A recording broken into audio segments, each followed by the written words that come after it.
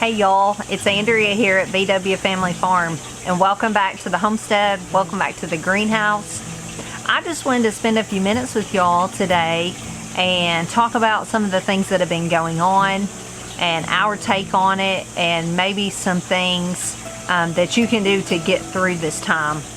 So I just got back from our small little town. Most towns around in the South these days have Dollar Generals. That's the store we have. That's pretty much all we have.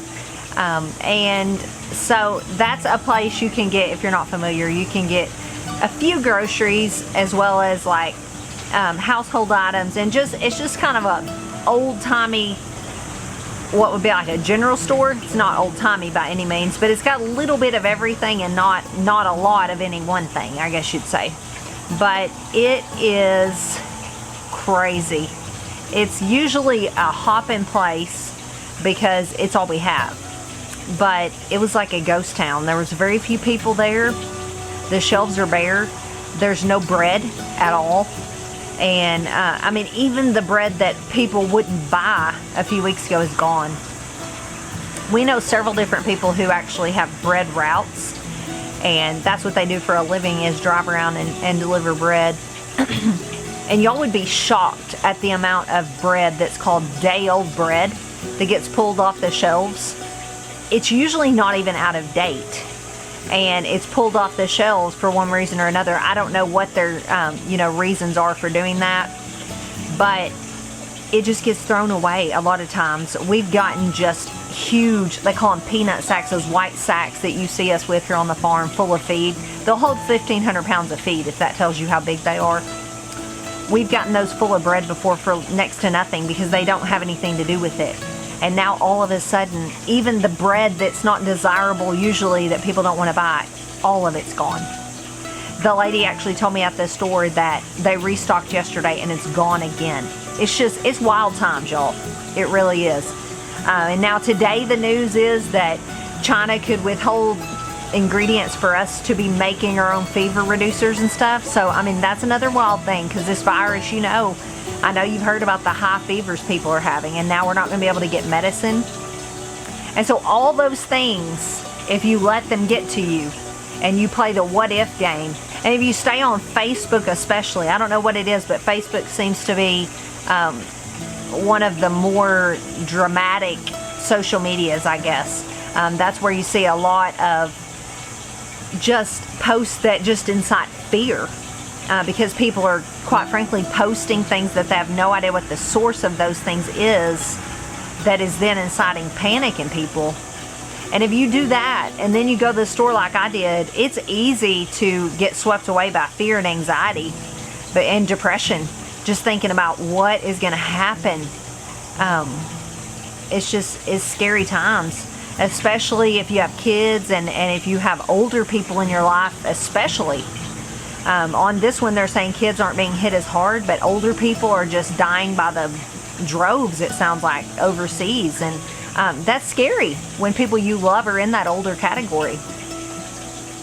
And that's one of the things that I actually kind of got on a soapbox about on our live the other night, is them talking about, well, if you're under 60, you're probably going to be okay.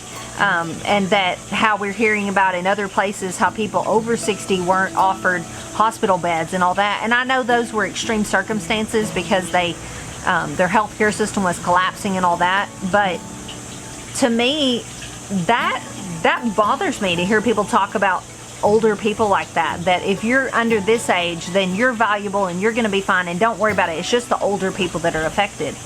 Because I have a lot of older people that I love, and I can't imagine losing out of my life. So that's what I kind of got on a soapbox about, was saying, don't say insensitive things like that, because there's a lot of older people that we still need those people in our life. We can't afford to lose all our older people. They're such a they're like the cream of the crop when it comes to society. They are in my opinion, they are the gems and the jewels, and they're so full of knowledge, and they've usually lived through the young, stressful times like we're all in right now.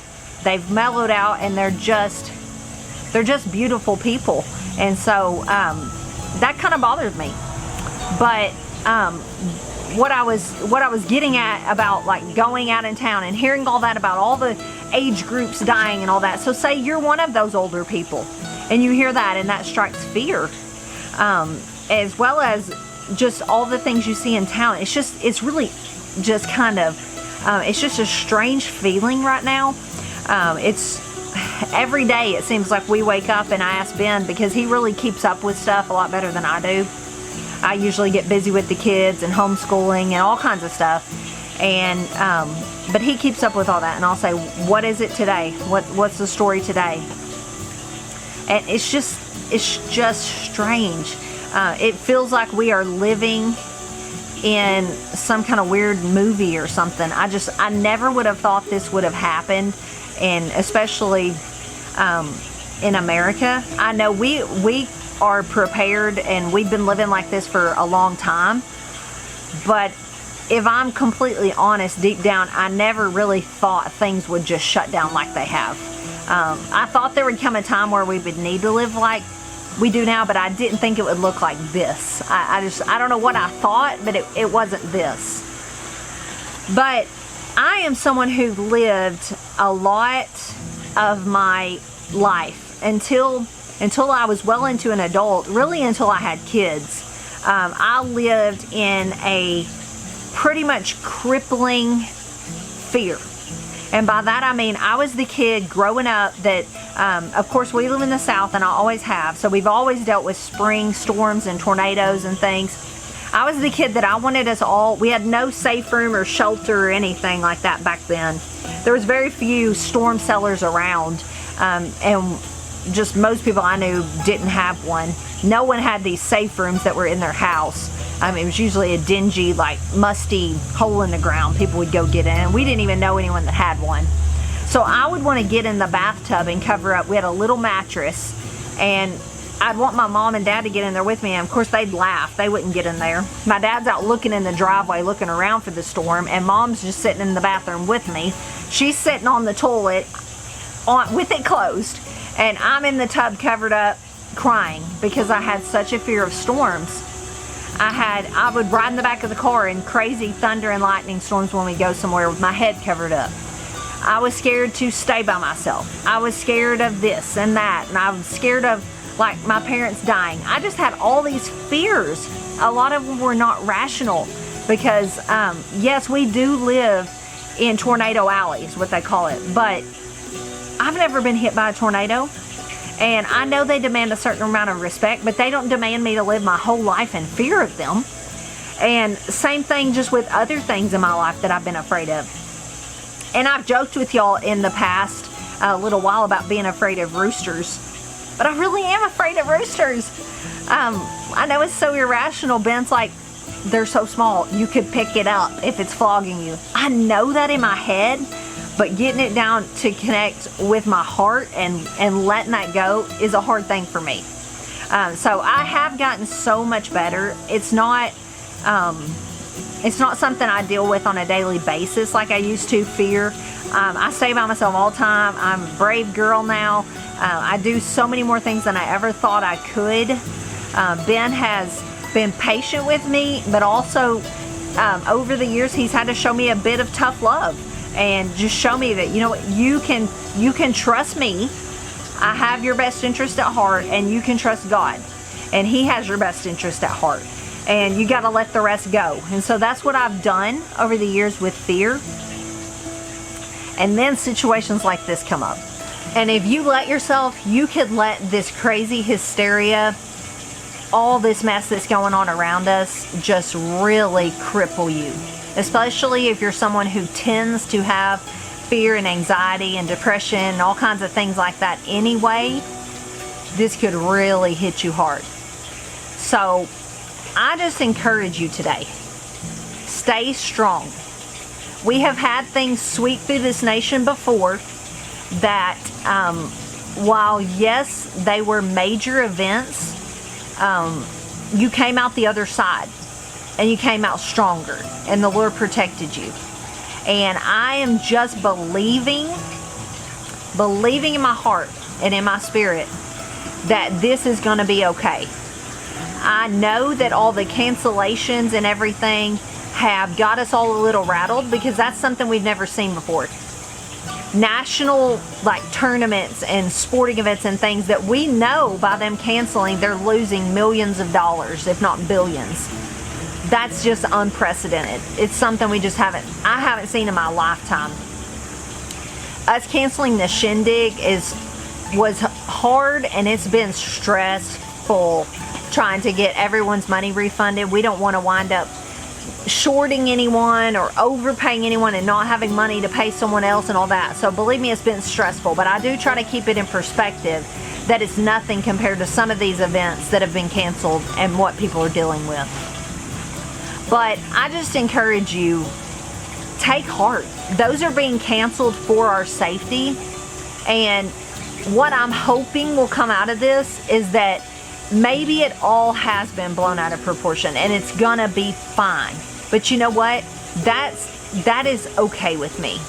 If us staying home is gonna keep people safe, that if we just went on as life as normal and this had spread like wildfire and those people had died, I'm okay with staying home. I'm okay with things being canceled. And I'm not gonna live in fear of it. My parents both lost parents to cancer. So by this time in 2020, most people have lost someone to cancer in your family. But back when my parents lost their parents, it wasn't that way. There wasn't as much cancer as there is today. They've been gone a long time.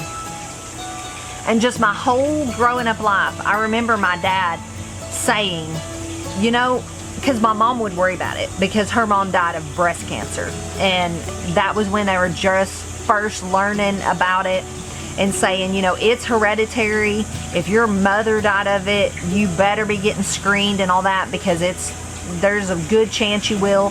So my mom and her sister, that's just always in the back of their mind, and I grew up knowing that it would probably need to be in the back of mine. But so my mom would try to talk to my dad about it, and my dad would say over and over, I may die of cancer. You may die of cancer. We don't know. But just because that is in the future, I'm not going to let cancer rob me of the life I have right now, worrying about it, because there's not anything we can do about it. And I know that's hard to do, especially if you're someone who's already faced cancer and you're thinking about worrying about it returning. I know that's really hard to walk that out and live that out.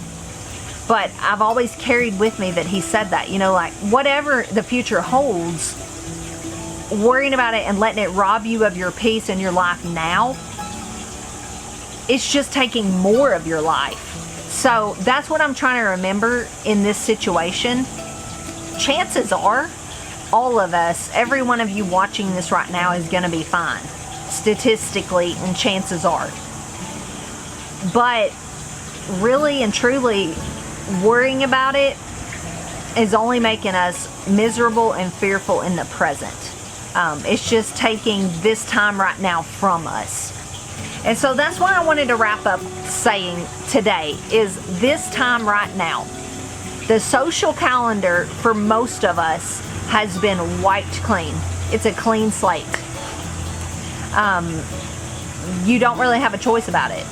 You will not have anything to do. Even if you disobey the orders and you go out and just try to live your normal life, you're not going to have a whole lot to do, because that decision has been made for you at this point.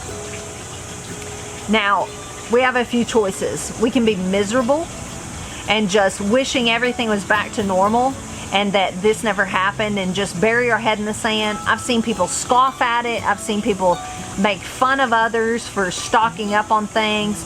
I've just seen all different reactions. I've seen people so fearful they can hardly function. There's just from one end to the other. There's all kinds of reactions. But I just say, let's take this time and let's make the best of it. That's what I'm going to try to do, and that's what I'm going to try to do with my kids.